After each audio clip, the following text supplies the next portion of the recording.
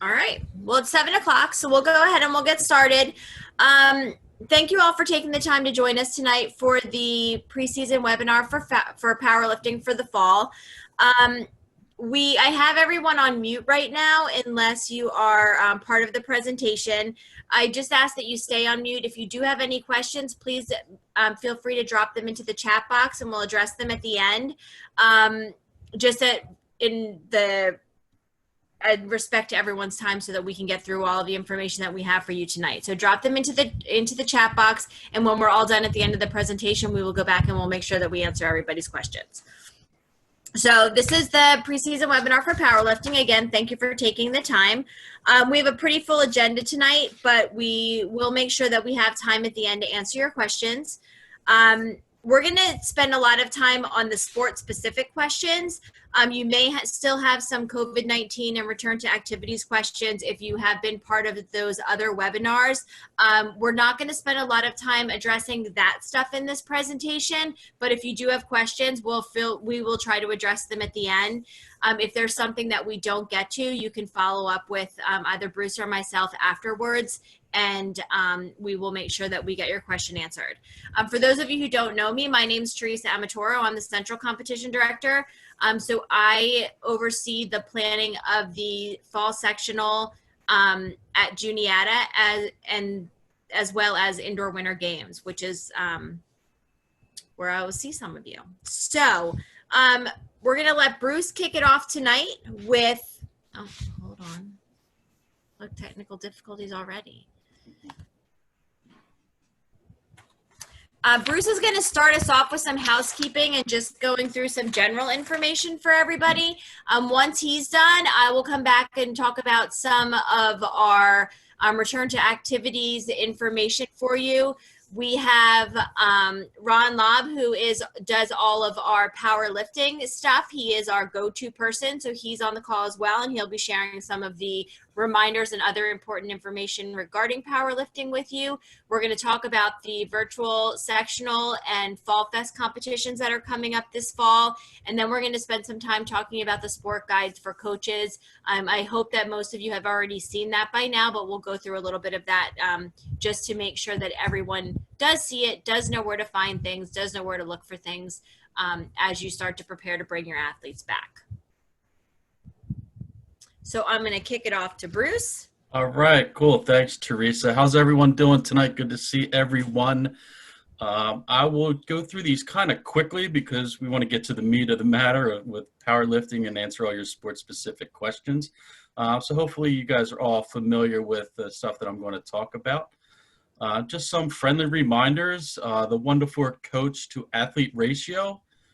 Make sure it's maintained at all times and that all coaches within that 1-to-4 ratio must be Class A volunteers. Also, coaches must be certified in order to coach. However, we will not be requiring coach certifications during this fall just because of COVID-19. So once in-person competitions resume, each team's sport must have at least one certified coach per team and at least one certified coach for individual skills. For individual skills, there must be at least one certified coach per 25 athletes that are training and competing in the individual skills. So, next one. So athlete medicals, we recognize that COVID-19 has really created issues with athletes and all of us to be able to see our doctor in person. So in response to this, we are offering a 6-month extension if their medical has expired between March 2020 and July 2020 with the below provisions. So if the athlete hasn't had any major changes in their health status since their last medical was completed, the athlete has not been infected by COVID-19, or that the athlete does not experience any of the following symptoms at rest or during exercise. And there's a listing of symptoms right there, including difficulty breathing, chest pain, shortness of breath, loss of consciousness, lightheadedness, etc. So if any of the athletes have any of those three provisions, they will need to get a physical. But if not, we have that 6-month extension for those athletes. However, any athlete with a medical that expired August 1st or later must get a new physical. All the athletes have been communicated this through our visa system, so hopefully they should be aware of that extension or the need for them to get the physical. Next.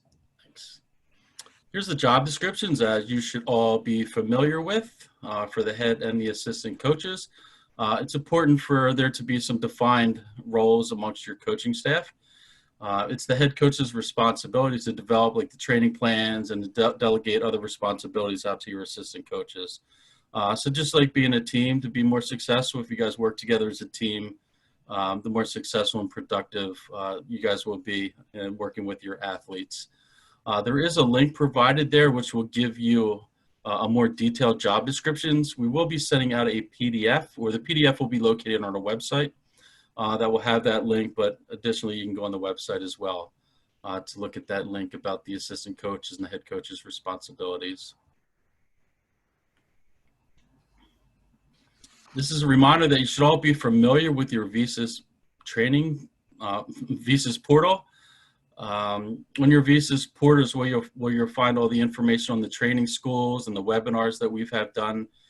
Here you will find the information on the sports skills signups, sports training applications, and you'll be able to submit your coaching hours, your sports skill training interest for level 1 and for level 2 for the experienced coaches. So as a reminder, you must register for your training schools through this Visas portal.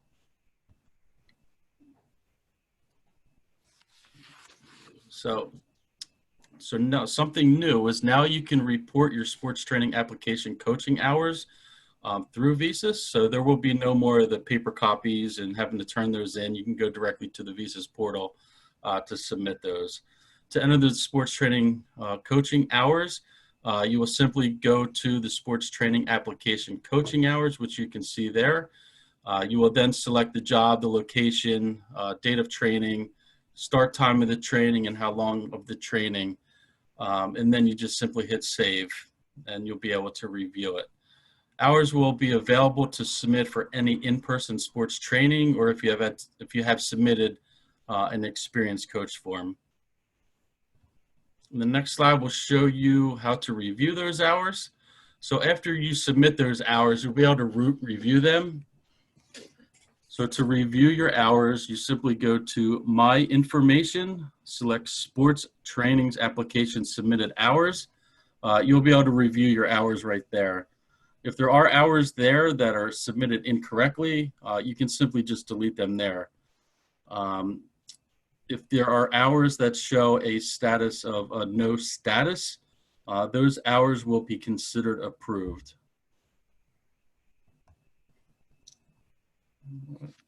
And again, this just goes over the Class A requirements that are found on the Visas portal. Class A requirements must all be completed within your Visas portal, which includes the general orientation, the protective behaviors, concussion training. I'm assuming probably most of you on here have already completed all those trainings, but if you're still going through the process, you can still see where you're at in that process, what certifications you still need to complete will all be listed on there. Additionally, the initial background clearances will also be initiated here through your Visas portal. So once an individual completes the application to volunteer, the initial background clearance process will begin at that point. All right, coaching, continuing education on the website. So again, everything for your continuing education can be found on there. It is still required to take continuing education every 3 years. And what better time to take them and now when we're in this virtual world to take some online courses. These are all online courses. Most last about an hour, some are a little bit longer, but there's really a lot of opportunities listed on there on the website, and we're always adding to the list. So if there's something that interests you and is not on that list and you think it'd be valuable to you, I would encourage you to reach out to Jennifer Tresp to talk about those potential continuing education opportunities. If you have any other additional questions that are related to continuing ed, Jen Tresp would be that person that you would reach out to. So I'm going to throw in another plug here for improving our communications among the coaches. We do have a coaches Facebook group.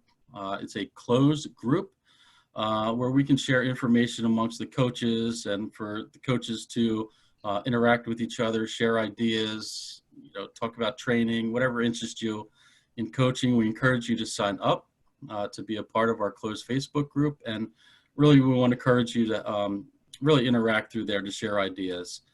One thing when you are going to join the website, since it is a closed group, we do ask that you answer 2 questions. The first question will be, which SOPA local program do you coach? And the second question will be, what sports do you coach?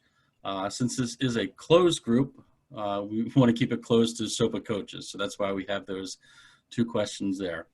I know that Mike will turn you down if you don't answer those 2 questions. So just answer those 2 questions and we'll get you right into the Facebook page. Also on the Facebook page, probably sometime tomorrow, once this is done uploading to the website, I will post this webinar to the coaches coaches Facebook page. So you'll be able to find it there. All right, I also want to put a plug in for our Lunch and Learn series. The Lunch and Learn series, they're always recorded and they're posted on their SOPA websites under volunteer resources, and then you would go to trainings to find out all the ones that we have done in the past. And several of those Lunch and Learns will qualify as continuing education, so I encourage you to look at those offerings and see if anything excites you about going to one of those continuing education courses. We have 3 upcoming webinars. The first one, or the next one I should say, will be August 26th on the Phase A virtual fitness. September 29th, we'll talk about uniform logos and requirements. And then on October 14th, we'll have a unified fitness lunch and learn for you. These are all very informative, but again, if you have any suggestions for lunch and learn that you think that would benefit you, benefit your athletes or coaches, please, we encourage you to let us know. And specifically, you can reach out to Jen Tresp. If not, you can reach out to one of us and then we'll put you in touch with her as well. All right, this kind of goes over the coaches training and progression plan. Again, to reiterate, all coaches must be Class A volunteers with at least 1 sports certification to be a certified coach.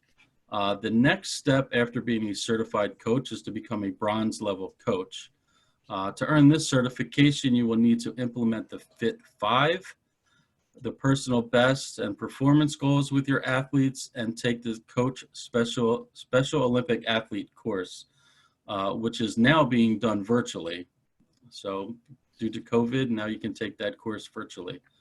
The next step in the process to earn your silver certificate, you will have to add athlete goal setting, training your athletes for a minimum of 10 weeks, take the principles of coaching course and coaching unified sports. Again, during this time, both of those courses will be taught virtually this fall. So again, encourage you to take that next step. If you're a bronze coach, take the next step to silver.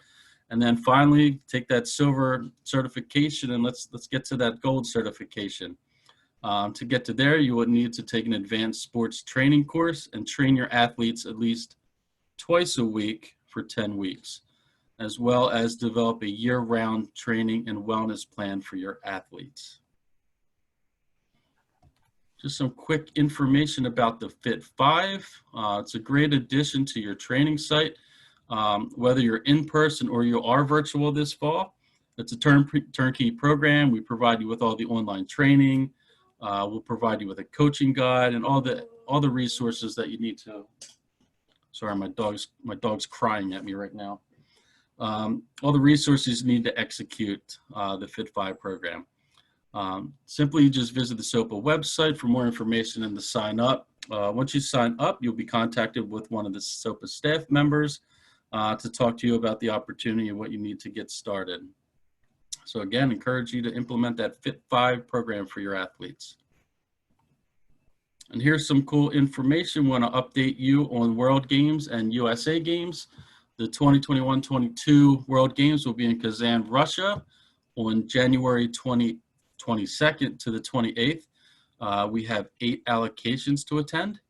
The 2022 US Games will be in Orlando, Florida from June 5th to the 11th. The qualifier for that was supposed to be this Fall Festival, but we're pushing it back until Fall Fest of 2021. I know there was a lot of questions, athletes specifically asking questions about that and some coaches. So again, the qualifier for the 2022 games will be Fall Fest of 2021.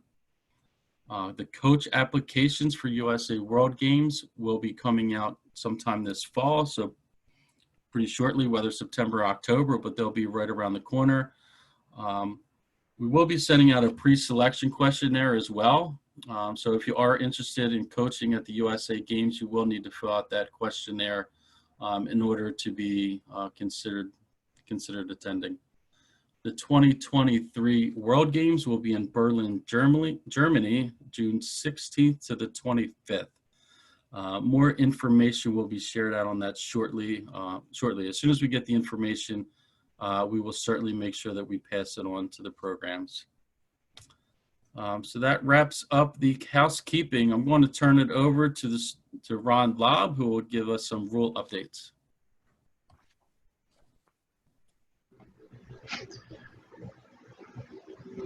Okay, how you doing? My name's Ron. I probably met most of you somewhere along the line in Pennsylvania powerlifting meet for Special Olympics. My email is on the screen. You can always email me. I can give you my phone number if you want to jot it down. It's 484-542-0432. If you text, you can shoot me a text, and then we could either figure it out there or maybe get on a call. I don't believe, and looking at the rules changes, that anything changed for 2020. But there are some things that we could go over on these slides. And if you guys have any questions, we could actually answer them after the meeting.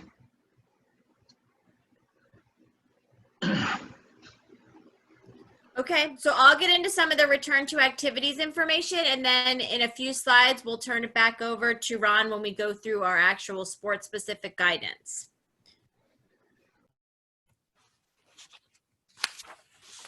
So as we return to activities, as we find our way to get back to training and back to coming together as an organization, we've been taking a lot of things into consideration. So this graphic demonstrates how SOPA's return to activity plan is aligned with the state of Pennsylvania as well as the SOI requirements.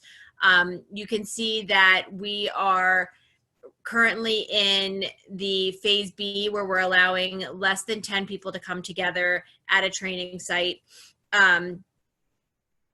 Hoping to move to phase C after some time here. So one thing that will not be permitted for the fall and not available this year will be phase D and phase E. So we're not going to have that in-person competition where we're bringing more than 50 people together at all for the fall. It's a decision that we've already made. So we're really, as we're putting things together and as we're looking at training and as we're going through all of this information tonight, it's really just understanding that we're going to be in phase B, SOPA's phase B, as well as hopefully moving into phase C throughout the fall. We're not going to be permitting any training site to go past phase C. So as we're looking at everything and as we're talking to programs, we're realizing that a lot of them are wanting to stay in the phase A. They're not comfortable returning to in-person training. They're not comfortable coming back to a training site. So phase A is something that we're also looking at. what I'm going to do is go on to click on here, and all of the return to activities. I don't know how many of you joined us for the return to activities coach webinar that we had. We had one for the local programs, and we also had one for the athletes. And each of them, we really tried to focus on the information that was pertinent and important to each of you. All of that information now lives on our website. So the link is in this presentation that, as Bruce mentioned, will be shared out to you. Excuse me. But just to let you know too, one of the most important things on here, all of the documents are on here. So all of the resources that we've been sending out in email, all of the resources that we have had on each of the webinars is listed on this website. Additionally, we've created video resources for you. We have them for coaches, we have them for managers, sport and competition. Everything that you need, everything that we have been working hard to put together for you will be here. You'll be able to find it. We do have a new section on here called our frequently asked questions. One of the things we've tried to do is really break it down by area. So if you have a question on the COVID participant code of conduct and risk assessment form that all your athletes have to complete before they're allowed to come to practice, any questions you have on there, you can find here. So we tried to break it out by what you're looking for so that you're not having to go through 50 questions to find an answer to what you're looking for. So I think it helps break it down and helps make it a lot more user-friendly for you. I would say that if you have a question relating to anything return to activities, this is going to be your best place to go. If you can't find it here, reaching out to Bruce, myself, Mike Ermer, we can all help get you the information that you need or point you in the right direction of who we can connect you with to get your questions answered. But I would say that the website really is going to be your first stop. It has the most up-to-date, most current information that we have. As you are all aware, this is ever evolving. As things are changing within the state, a lot of these documents are changing. A lot of these things are being updated, consistently updating the frequently asked questions as a result of that. So anytime that you are looking for something, this is going to be your most up-to-date resource to go to find your answers. So I just wanted to everyone to see that and just make sure that you understand that that link is here for you. We also have a return to activities, a condensed coaches edition. Again, all of these things are on the website, but this is really taking our, I believe, Bruce, what is it, a 38-page document or something for our return to activities, and we tried to break it down into a 3-page document for you, really pinpointing the most important things that you need to know and the things that are going to help you with your training site and you're getting your practice up and going. The idea is to print this out and just kind of have it as your go-to information while you're setting up your practice and while you're setting up your practice site. So again, another resource for you. I think this is probably one of the things that's going to be one of the best resources for you because again, it is very condensed, hitting the main points, the main information that we need you to know to get your site up and going. There's links. I'm not going to click on all of them out of respect for time, but your code of conduct risk assessment form, if you have an athlete who needs it, you can share that with them. If you're curious who the high risk individuals are and what falls under that category, there's a link to that document as well. Very important to remember and understand that anyone that does fall in that high risk category is not permitted to train in person for the fall. If you have any questions on any of that, Chelsea Hamill, her information is here. She is our COVID-19 coordinator for SOPA. She is tasked with following everything that's happening in the state, as well as neighboring states. And as things change, she's kind of the one who's on top of all of that. So she's going to be your point person for anything that's COVID-19 related. Feel free to reach out and shoot her an email if you need something. And again, if you need help, we can help put you in contact with her.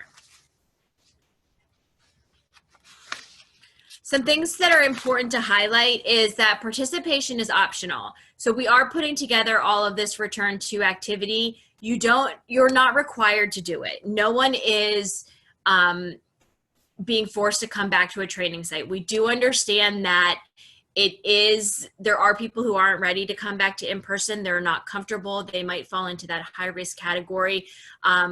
You might just not be ready as a county, and that's fine. Attendance limits for each phase, as you're thinking about coming back, it does include everybody. So when we're talking about less than 10 or up to 10 participants, a participant is your athlete, it's your unified partner, it's your coaches, your volunteers, caregivers, staff, anyone that's in attendance at your training site counts in that number of 10. I know for some programs that limit on numbers has been a deciding factor in whether or not they're going back to in-person. So just things to remember, important for you to just focus on as you're bringing everyone back together, really understanding who falls into those numbers. At-home virtual training and competition is always going to be available. So again, we know there are a lot of people who are uncomfortable, who are unable, or just not ready to come back to in-person training. We will be offering an at-home component throughout all of this for all of those people. All of your athletes must complete the risk assessment form prior to being able to participate. And again, all of that information is submitted through your COVID person, your COVID coordinator that's at each training site. As part of the coach responsibilities, we want to make sure that you're helping to educate your athletes, your partners, your volunteers on the signs and symptoms of COVID. We have some reference materials that you can hang up at your training site. Your COVID-19 coordinator has access to all of them, of what does it look like? What are the symptoms? What are the things that you need to be concerned about? Again, making sure that all your high-risk athletes stay at home. And sometimes those conversations are hard to have. Our field team is ready to help you. Your management team or your local program is there ready to help you. So if you have any questions, concern with that, please reach out, and we're more than happy to help you have those conversations. The coaches are also responsible for making sure that the participants are wearing their PPE, and just making sure they're staying safe. We're not allowed to have our athletes be sharing anything, so they must bring their own water bottles, their own drinks. Anything that they're going to need throughout the day, they need to bring on their own. So no water coolers, no shared items at your practice. Athletes have to have access to equipment that is not shared with others. That's difficult with powerlifting. We understand that because, I mean, you are in the gym, you are using the same equipment. It's not necessarily feasible to have everyone have their own bar. So really making sure that those things are disinfected in between each use, making sure all your benches are wiped down, making sure all your equipment is wiped down. Trying to educate your athletes on the importance of avoiding shaking hands and fist bumps or high fives throughout all of this, and just making sure that they're cognizant of that and finding other ways that they can cheer on their teammates. We understand, again, that it's going to be a tough one to do, because that's, as everyone's finally able to start coming back together, that is the thing that they're going to want to do. They're going to want to shake hands. They're going to want to do all of that. So just finding other ways that they can be supportive of each other. We have an athlete practice checklist. We have shared this on the athlete webinar so that really helping the athletes understand the things that they need to have with them when they go to practice, and that they have to bring their own and not share with their friends. So obviously face masks, the water bottles, sports equipment, again, a little bit different in powerlifting, but the importance of not being at the equipment at the same time together with another athlete. If they use a towel for practice, making sure that they bring their own. We're also asking that they bring their own hand sanitizer, disinfectant wipes if they have them, their sunscreen. If they have snacks, we can't have a shared snack at the end of practice, so athletes have to bring their own snack. If they need headbands, hair ties, anything like that, just kind of thinking ahead of all the steps in practice of what they need, and making sure that they have those when they come. And just, as you're getting your athletes together and getting ready to start getting your practices going, just reminding them of those things and just sharing that information out as well. So we talked a little bit about having virtual competitions and not coming together in person this fall. All of our sectionals are going to be done virtually. And Fall Festival was going to be done virtually as well. We will not be coming together in person. How it's going to work is all 3 sectionals. Let me back up. We are going to still compete by section of the state. So the Eastern athletes will compete against the Eastern athletes. The Central athletes will compete against Central PA, the Central athletes, and the Western athletes will compete against Western, as we have every other year. What's going to be different is that we're going to have one presentation of our sectionals on one day. So on October 3rd, Saturday, October 3rd, is when we're going to share all of the information and all of the content that we've collected as we're getting ready for this. And we're going to share it all together across the state, which means we're going to have one opening ceremonies. We're going to have one Olympic Village. We're going to have one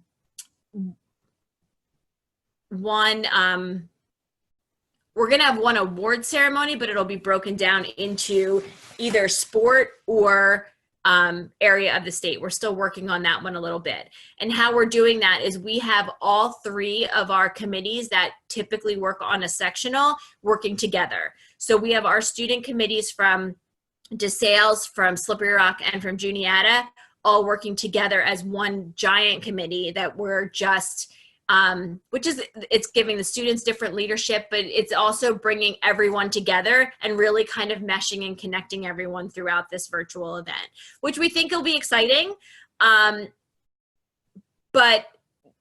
all the entry information is going to be due on September 10th, and all the results are going to be due on September 28th. So what will happen is in each, at each training site, on the September 10th, you will have to turn in to your sport and competition coordinator the entry lifts for each of your athletes. We will use that to division them as we typically would if we were in person. Again, on September 28th, you'll submit your final lifts for each of your athletes, and those will be used to for awards placements. So similar to in person, but we're going to be doing it all virtually. And again, the same thing will happen for Fall Festival. That will run over a 3-day time frame. Entry information for Fall Fest will be due on October 10th, and the results will be due on November 2nd.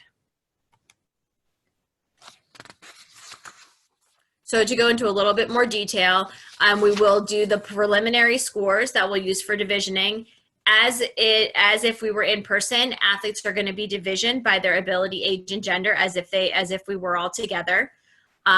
We have created an honor code this year, a little bit different, just ensuring that because we are submitting scores from essentially the training site and from your training times, that we want to make sure that the same venue is used for the entry and the final scores. So I don't know that this is as pertinent in powerlifting, but for example, if we're running for LDR, using the same course for your preliminary score as for your final score. You want to make sure you're comparing apples to apples and you're using the same equipment, same space, that type of thing. We're also going to ask that coaches and athletes submit pictures and videos of training throughout the season, and then we're going to use that as part of our content on our event weekend when we share out all of the fun stuff and the videos and things throughout social media.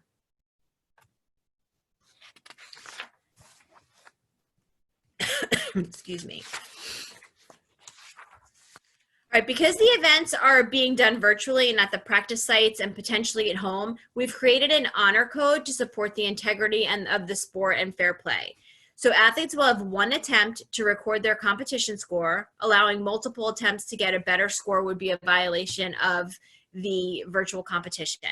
So we're asking that the coaches enforce the competition rules just to make sure that we can ensure that no rule violations are occurring. Excuse me. Make sure your athletes have the proper equipment in order to participate in person as well as at home.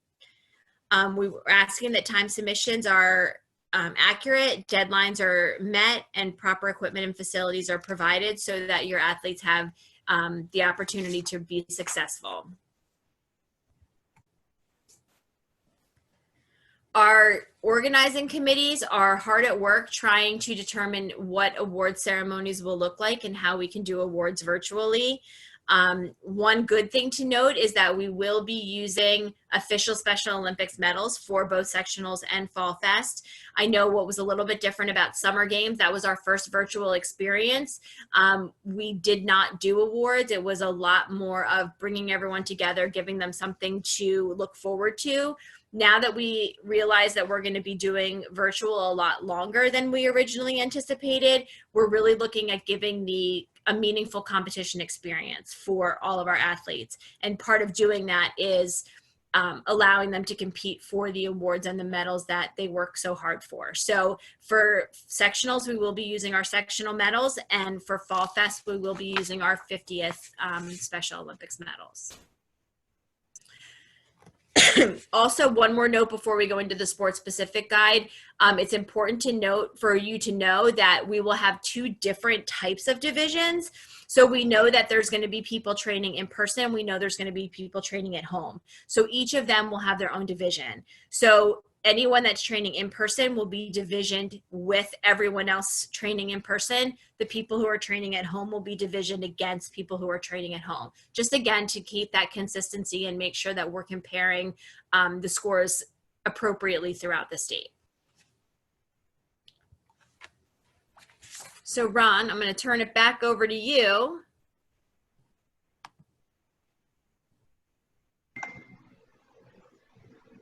Okay. Sport specific. So you tell me if you want me to scroll through. Yeah, you can start scrolling through. I'll sort of read off what you have here. Go ahead, just scroll through. So I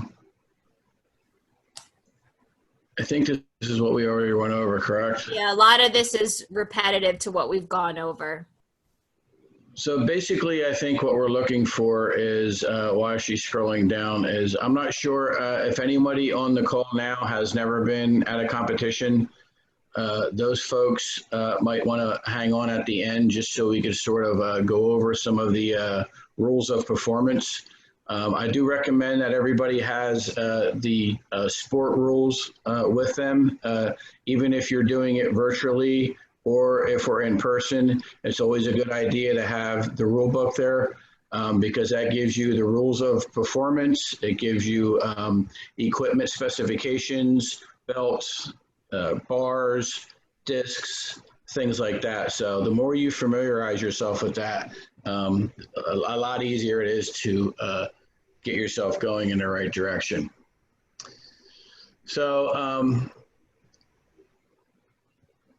training recommendations are athletes should remain on a single apparatus during their sets in a particular discipline or compete. So they don't want you rotating on different pieces of machinery to try to do these lifts. So we want to try to keep it as close to in-person competitions as we can. We try to use the same sort of stuff. It may be hard depending on what you have on your gym, but if we can keep it somewhat standard, it will be better for your athlete. So sanitizing the bar, the benches, she went over having towels and everything after every athlete's done must be sanitized. So you have to come up with so what's necessary for this is you have to have a scale because we're going to be division by weight and some other things. So you'll have to have a scale. We have to have we went through the towel. So all the athletes and unified partners are allowed to enter in up to 3 different events. Qualifying scores will be due 3 weeks prior to state level competition. So some of this stuff is not different from when we do meet in person because you always have to have what you're going to start out with a couple weeks ahead of time. Coaches will record and submit the athlete's body weight and best lift. So in a meet, you sort of get 3 attempts to get your best lift. Virtually, I guess you'll just work up to your best lift. Like Teresa said, most of it's going to be the honor system. So that's where it's important for you to actually know the rules of performance. We can go through some of that stuff if you like. We can hang on to the end for if anybody wants to go through. Normally what I do in-person competitions is I'll give what we call a rules clinic, and I go through all the lifts, what's allowed, what's not allowed. In respect of time, I won't do it right now, but if somebody wants me to give them that verbally, then we can do it when the meeting's over. So if we could go to the next one, unless I didn't miss anything there, right? Nope, you're good. Okay. So the events are the bench press, the deadlift, squat, and then our combination lifts, bench press and deadlift, and then all of the lifts for all of our female and male competitors. Now there is a phase B and C competition. Athletes will be divisioned according to their entry scores, is what you're going to put in for what we call normally openers. So if you just want to scroll down a little bit, it gives you the deadlines for those. So 1 week prior to the competition date, the coach will designate a training session to record their final body weight and best lift for each event. Now, I'm asking that the body weight sort of be, because we really have weigh-ins the day of a competition, so I guess that's about as close as we can get for body weights to make it fair. So again, these will be all the lifts that you will be able to register for, as was mentioned above.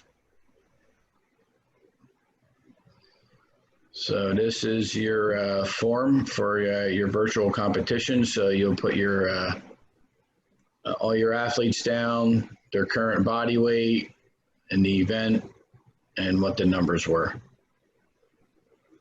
Go to the next one. Okay, so is this for virtual? So a lot of this is the what we did for the guidance is everything that you have that you'll need at a training site, we put at the back of it as an appendix. Okay. So everything about what you need at your site for PPE, we have what do you need to know about a safe training environment. We put it all here so that you don't have to go to multiple places. If you just print out your guidance for practice for powerlifting, everything that we've sent out to everyone is here for you. So we just tried to put everything together in one spot to make it easier for you as you're training, as you're setting up your training site and just getting ready to bring everybody back together. So that's what all of this is. And just sorry. No, go ahead. Just as we said before, making sure you're aware of what the symptoms of COVID are. We have them all here, just making sure that you can help your athletes understand how they can prevent being more susceptible to COVID and just protecting themselves, protecting everyone around them. So just making sure. So we just have it all here for you. Feel free to, print this out, keep it with you at practice. And then if you have athletes who do have any signs or symptoms, it's important that you, one, send them immediately home from practice, and two, make sure that your COVID-19 coordinator for your training site is aware of it, because they're the ones who are going to track that information and share that back with SOPA and with Chelsea. And then again, that we talked a little bit about the honor code. The honor code is at the back of this guidance as well, just so you have it all written out and you can refer to it as necessary. And then honor code is really going to be a big part of this, since there's really going to be nobody except for the coach and the athlete. So, that's why I asked you, you know the rules, sort of what we do now in competitions, and just try to follow that as best you can to the letter. Absolutely. All right, so we're going to hop back here to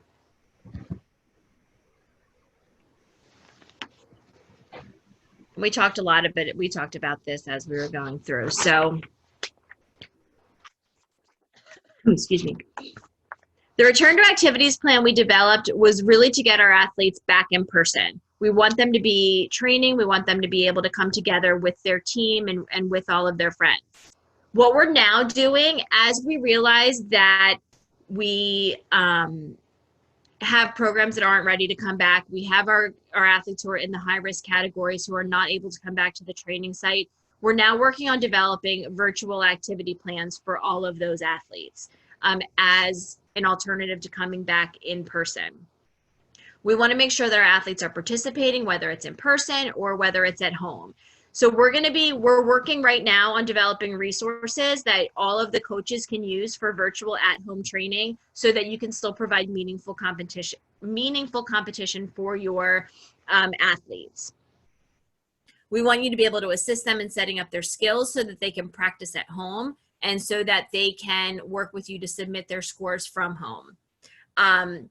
There's more to come on that. Again, this is something that we've been working on for a couple of weeks. We are planning to roll this out in the next week or two of what that will look like for the at-home training component. So stay tuned for that.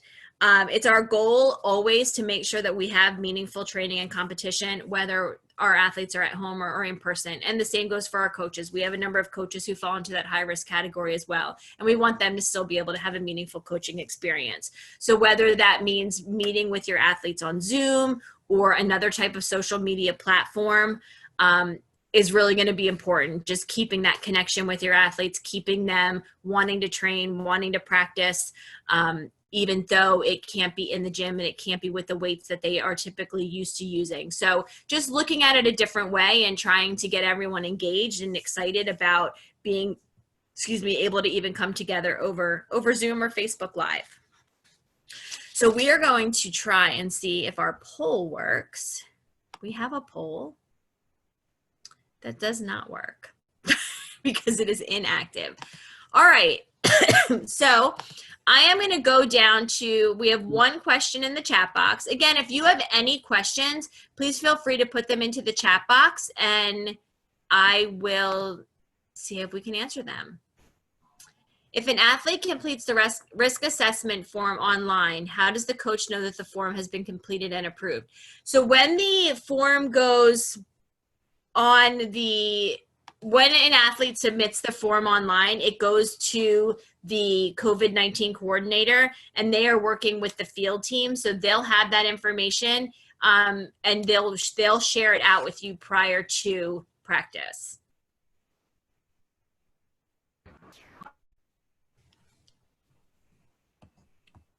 Michelle, did you say you have the poll pulled up? No. Yeah, can you hear me? I can hear you, yeah. I did, yeah, and it looks like most people have completed it, so I'll pull up the second one. Oh, It works for me. I didn't know Michelle was on. That's why I couldn't pull it up. I know, I joined like halfway through. All right, so I will launch the second questions now. So those just are, would you be interested in leading at-home virtual training? I know a lot of you just said that you do anticipate going back to in-person training, but if directives change or things like that, would you be interested in leading at-home virtual training and competition with your team? And if you get into that situation where you're doing that, would you prefer that to be a sport-specific, fitness-focused, you would do both, or you're really not interested in virtual training? So you guys can just take a minute to do those as well. Thank you.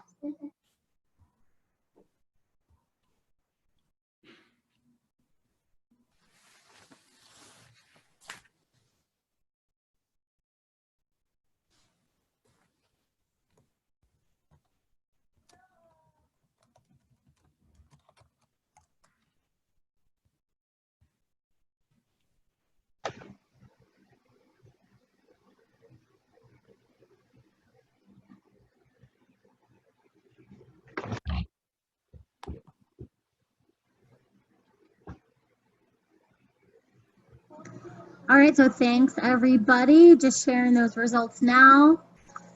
So again, it looks like we do have some interest in doing some at-home training if we end up getting into that situation. And we do plan on rolling out some sports specific as well as some fitness focused. So again, just kind of stay in touch, and we'll be sure once that stuff is actively rolling out that we're sharing that with all of our certified coaches in the database. So I would imagine most of you are included in that list.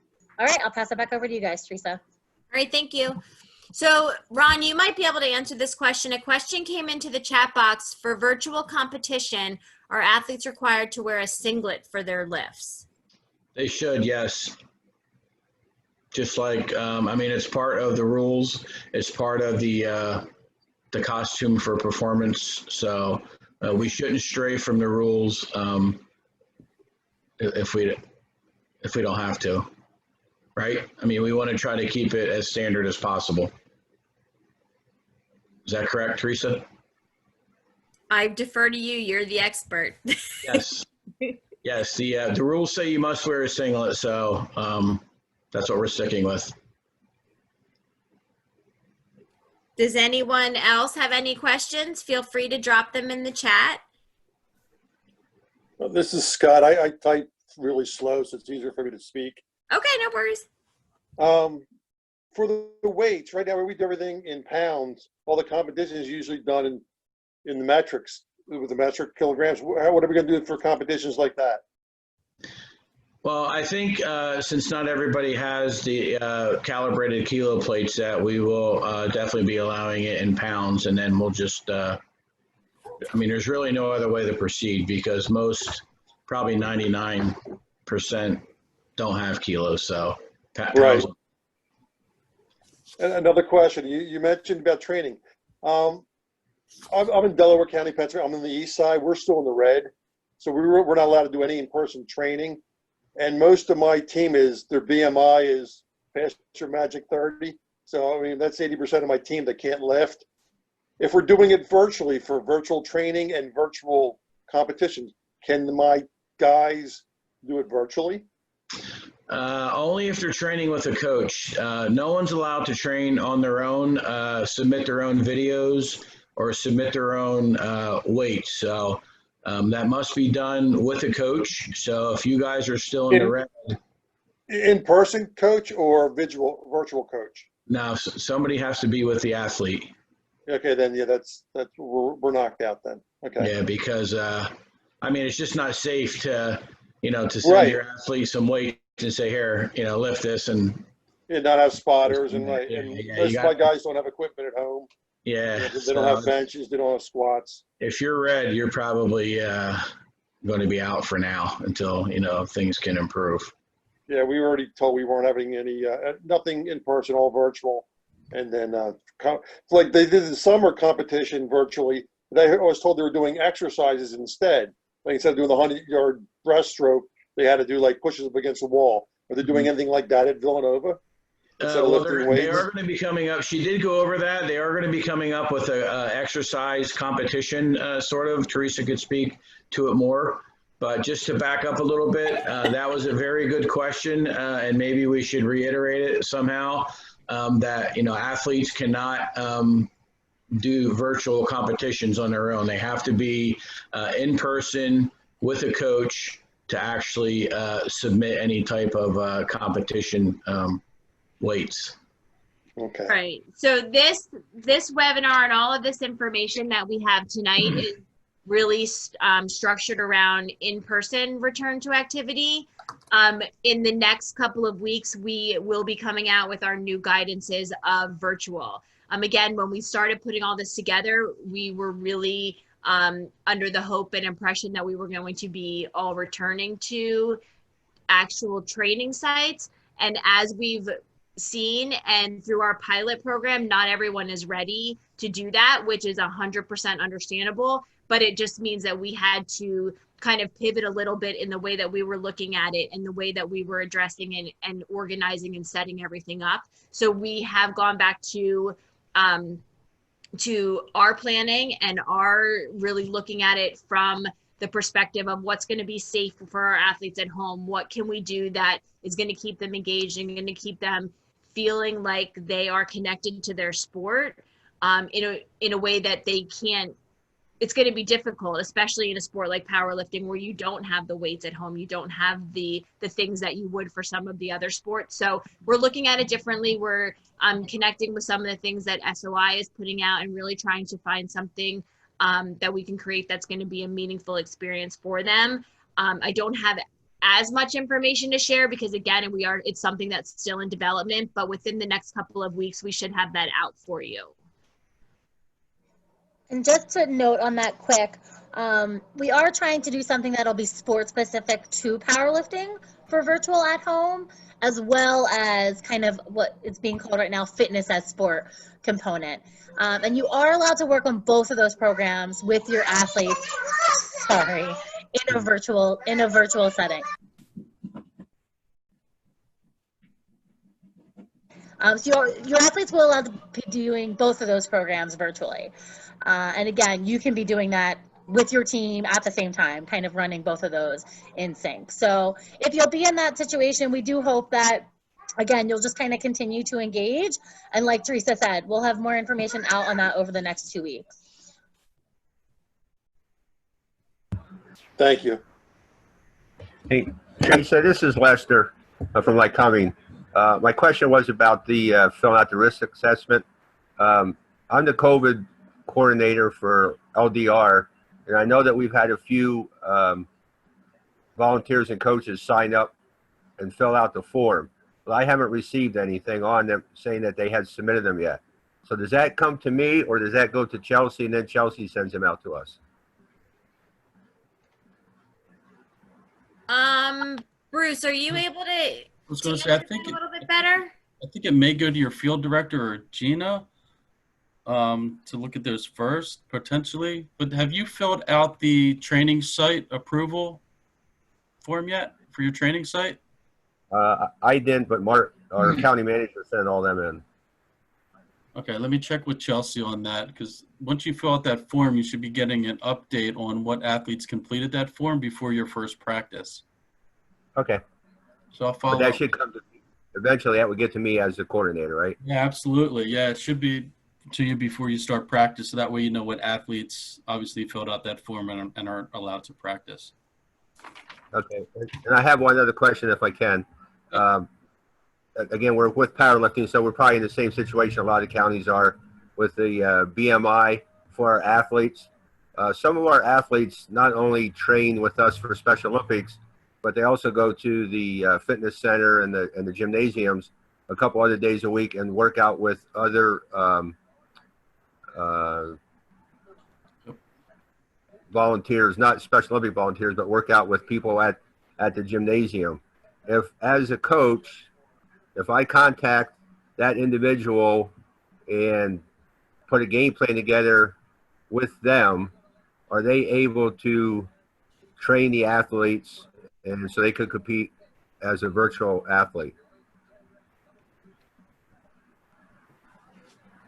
I mean, I don't know how much those volunteers are actually going to know the three lifts, the form, the rules. I guess if they're well versed in powerlifting, it would be possible, but it really should be somebody who is actually their coach, or a coach who actually knows what's going on with the sport. I was going to say, they need the individual Class A volunteer in order to be a coach, so they would have to be with a Class A volunteer that is recognized as a coach. Right, but I'm also going to interject too that in order to be training, they need to be at a training site that has the COVID-19 coordinator, because they have to have that screening and assessment each time. So every time an athlete comes to a training site, they have to go through that screening protocol. So they can't be training for the event without having that, being at that training site doing it. Does that make sense? Okay. I understand. So what you're saying is, like, if an athlete trains at home, they have to go through that whole screening process before they can train, even though they're training at home? Well, no, if they're training at home, they're not at a training site and they're going to be in a whole different, on a whole different track. But if they're coming to a training site and they're submitting scores for in-person powerlifting, they have to go through the COVID coordinator and they have to go through a training site where they have that screening each time. But they couldn't submit the scores as a virtual training. Well, no, because they're not, if it's virtual, then it's not going to be powerlifting per se. It's going to be this other fitness type program that we're working on putting together. Okay. I understand.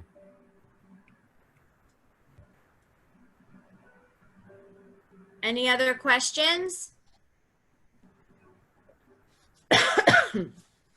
Hello. I have some questions. Okay. My son, I'm his coach. I'm not a full-fledged certified coach for the county. I'm actually going to go there. I think at the end of the month, they're having a training on a Saturday at the end of the month, online training, and I'm going to participate in that. I have all my other, checks and everything done. But my son's been lifting. We forced him to take a month off, when all the stuff happened, back in April. But he's been lifting during the summer in a private gym. And so he wants to compete virtually. Is that okay? I mean, I've been working with him the whole time. I mean, he's been lifting 3 days a week, hour and a half to 2 hours a day. So that's acceptable. If they're going to be, if an athlete's going to be competing in the in-person division, they have to be doing it at a training site that's been approved as a training site that has the screening process, has the COVID coordinator, and has been approved by SOPA. That's okay, but in person, we wanted to just compete virtually, like you just basically do the lifts, submit the video. So we don't have that as an option right now. Okay. So anything that's virtual that's going to be from home is not going to be with weights. It's going to be a whole different program. Okay. So where do we go for the in-person? Is there certain gyms that are listed, or? So you would have to go through your county. Okay. And what county are you with? Westmoreland. So I can connect you with the Westmoreland management team and find out who's managing those training sites. But the process is that the local program will request to have a training site open, and that's where you would go to train with a coach. Okay, I contact our one coordinator all the time. We're good friends with him, so okay. I mean, I'll talk to him about it then. Yep, I was misunderstanding everything. Yeah, I was sort of surprised that you were doing any kind of competition for this fall. I thought everything would be sort of just a virtual celebration. So it's nice that you're doing all of this. But I'll contact him and see about we only have I think last year we only had 3 athletes powerlifting from this county. But if we can possibly do something, that'd be great. Okay. Okay. And then if you need any connections or need any help, just feel free to reach out to Bruce or I, and we can help. Okay. And just to jump in real quick, I mean, it would be great if, like you said, even if the 2 or 3 of you were able to get together and do a training. I mean, that's ideal if everyone's willing to go back in person. But if not, I mean, there is kind of a loophole to this whole thing. And it sounds like, you're getting yourself certified. You guys are already going to continue to go to the gym. So, you individually could have work with your local program, but apply to be a training site. As long as you and your son don't fall into one of the high risk categories, then we would allow the 2 of you to go and kind of be an individual training site. You would need to be the COVID coordinator. You'd need to do the temperature checks. You would kind of have to go through the whole process, but then you guys would be able to submit scores for an in-person type of competition, not just at home.